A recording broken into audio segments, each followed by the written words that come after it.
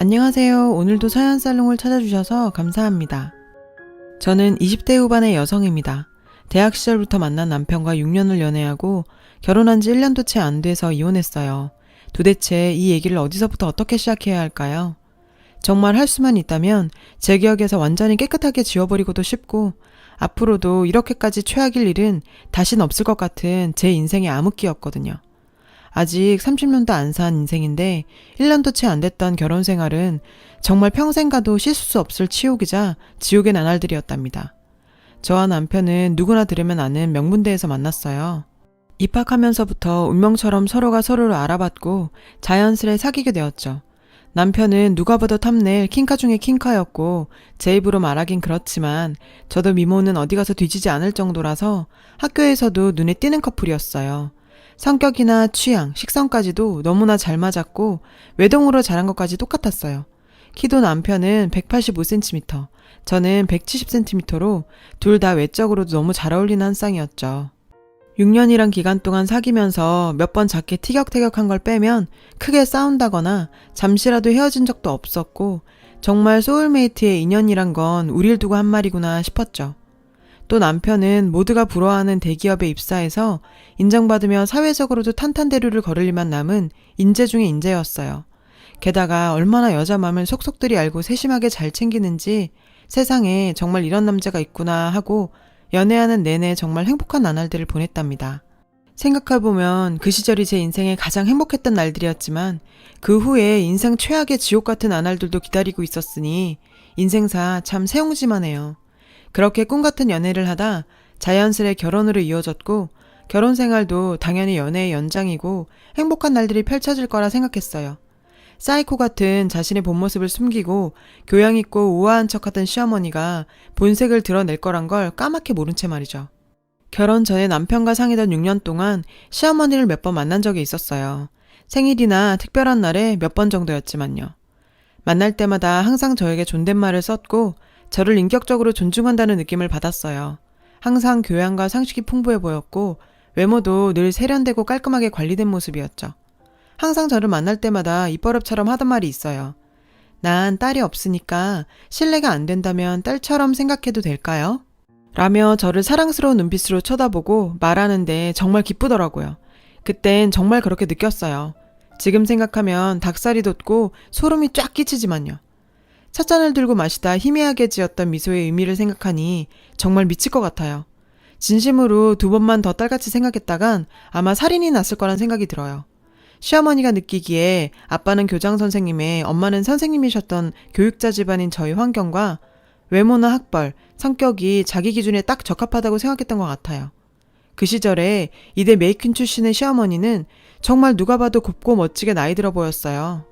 외모도 어찌나 단아하고 우아한지 만날 때마다 저 혼자 속으로 와 정말 곱게 나이 드셨다. 나도 나이 들면 저렇게 우아하게 늙어야지 라는 생각이 절로 들 만큼 외모는 물론이고 행동이나 말하는 게 나긋나긋하고 정말 멋져 보였죠. 저런 어머니 밑에서 자란 남편이니 내가 사람 하나 정말 잘 골랐다는 우월감도 느꼈어요. 그럼 본격적으로 전 시어머니의 만행을 하나씩 풀어보도록 할게요. 일단 성격이 너무너무 까칠하고 자기중심으로 세상이 돌아가는 사람이었죠. 병이 아닐까 싶을 정도로 매사에 깔끔을 떨었고 어딜 가든 항상 남의 이목을 무척이나 신경 썼어요. 그리고 사탕 하나를 먹어도 고급으로 먹어야 하는 타입이었어요. 허세가 정말이지 장난이 아니었답니다. 누가 봐도 혀를 내두를 정도였어요. 외제차에 명품 가방은 기본이었고 신발이며 작은 소품 하나까지도 백화점이나 외국에서 직접 공수해오지 않은 건 쓰려고 하지 않았어요. 누구나 소유하는 흔하고 값싼 것들은 아예 취급하지도 않았고 경멸했고요. 정말 자기가 세상 최고로 존귀한 귀부인이라도 된 듯 행동했고 사람들이 그렇게 떠받들고 굽신거리길 원했어요. 물론 며느리인 저한테도 예외는 없었죠. 어찌나 사람을 피말리게 닥달하고 쪼아대고 힘들게 하던지 정말 아직도 가끔 악몽을 꾸다 깨어날 정도예요. 덕분에 저도 억지로 따라다니며 명품 구경 실컷 했고 많이 받기도 했지만 그깟 명품이며 물건들 나중에 싹 갖다 버렸네요. 정말 볼 때마다 소름 끼치고 재수가 없었거든요. 시댁은 엄청난 재벌 정도까진 아니었지만 분명 시어머니가 부잣집 사모님 소리를 들을 만은 했어요. 시어머니 친정도 대대로 부자였다고 들었고 시아버님 집안도 대대로 사업을 크게 한 재력가 집안이어서 평생 돈 걱정은 안 하고 산 집안 같더라고요. 저도 솔직히 남편을 사랑해서 결혼한 건 분명했지만 남편 집안의 재력도 무시 못할 조건이었던 걸 인정해요. 살아보고 겪어보니 돈이 제일 중요한 게 아니었는데 인생 공부 톡톡히 했다고 생각해요. 하루는 늘 언제나처럼 자기가 무슨 여왕이라도 된 양 행동하고 어딜 가나 대접받길 원했던 시어머니와 같이 백화점 명품 매장에 간 적이 있었어요. VIP인 어머님을 잘 몰라본 갓 들어온 신입 직원의 응대가 성의 없게 느껴졌었나 봐요. 기분 나쁘다며 얼마나 지나치게 난리를 피웠는지 몰라요. 그때가 제일 처음으로 놀란 순간이었던 것 같아요. 그렇게 이성을 잃고 화를 내고 소리 지르는 걸 본 건 처음이었거든요. 눈을 희번떡대면서 동물처럼 씩씩거리는데 정말이지 내가 알던 그 사람이 맞나 싶게 돌변하더라고요. 너무 놀랍고 무서웠어요. 나중에 더 알게 된 실체에 비하면 그건 정말 아무것도 아닌 새 발의 피였죠. 그날 집에 들어온 남편한테 심각하게 그 얘기를 꺼냈더니 별일 아니란 반응이더라고요. 마치 그런 일이 새삼스럽지 않은 늘상 있는 일인 것처럼요.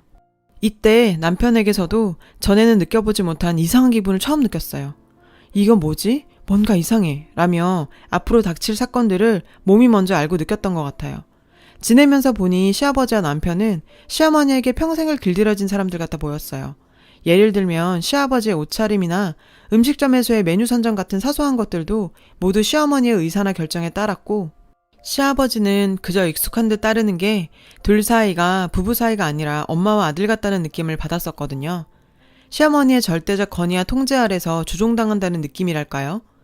지금 와서 생각하면 그저 시아버지도 불쌍하게 느껴지네요.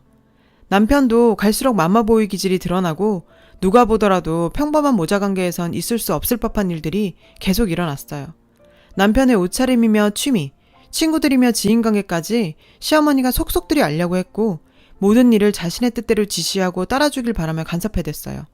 당연히 며느리가 된 저에게도 지나치게 집착하고 간섭하고 초반에 확 잡아 길들이려고 아주 발악을 하더라고요. 결혼 전에 미리 알아챘더라면 절대로 이런 결혼 따윈 하지 않았을 텐데 생각할수록 후회가 밀려왔죠. 남편과는 크게 사이가 나쁘진 않았어요. 그렇지만 남편의 마마보이 같은 행동에도 이미 너무나 실망하고 지쳐버렸어요. 사랑만으로 이겨내기엔 현실의 벽이 너무나 높더라고요. 돌이켜 생각해보니 대학 때 사귈 때부터도 남편의 마마보이 기질과 시어머니의 특이한 면모를 언뜻 느낀 적도 있었지만 그땐 너무 어렸었죠. 그리고 눈에 단단히 콩깍지가 씌어진 상태였기 때문에 그렇게 크게 신경 쓰진 않았던 것 같아요. 시어머니는 결혼하자마자 기다렸다는 듯이 바로 본색을 드러내기 시작했어요. 주말마다 불러내고 자기 모임마다 저를 데리고 다니고 인사시키기 바빴고 쇼핑할 때는 물론이고 네일아트나 피부관리, 여행 갈 때도 늘 저와 함께 다니고 싶어 했어요. 전 결혼하면 다 그런 건 줄 알고 부담스럽고 싫었지만 시어머니 뜻대로 따르려고 했습니다.